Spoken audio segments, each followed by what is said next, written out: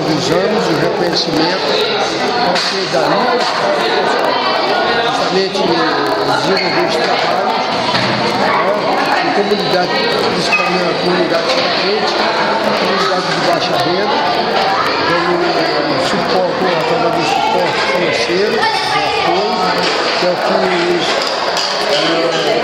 os artistas, mestres de bandeira, precisam justamente fazer. Então,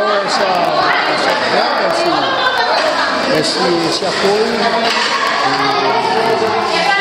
Ministério do Comércio, também todo da cultura, justamente por esse fim. As verbas que são destinadas é justamente para isso. Porque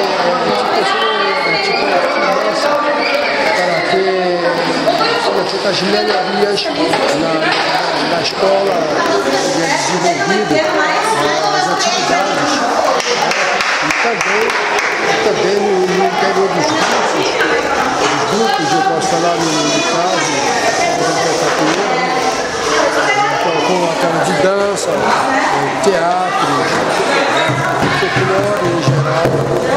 Como é que o senhor vê assim, mestre, essa união, os pontos de cultura dessas linguagens, assim, a capoeira se unindo ao teatro, a inclusão digital, ao reforço escolar? Claro que eu não poderia ver de outra forma que não fosse não positiva, né? Claro, mesmo porque é um avanço muito grande que nós temos, né?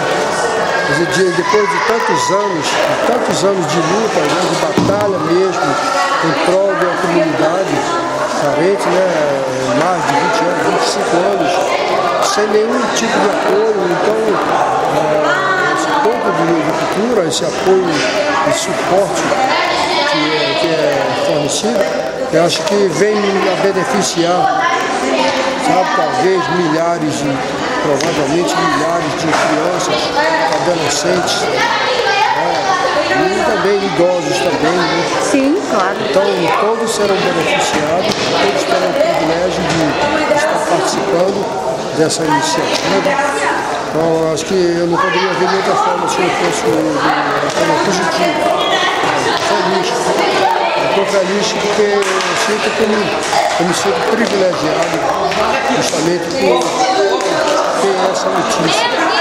Lá em Salvador, nós temos vários pontos de cultura, mas também lá na área onde eu moro, culturalmente estamos prestes a transformar também em um dos pontos de cultura, na comunidade carente também.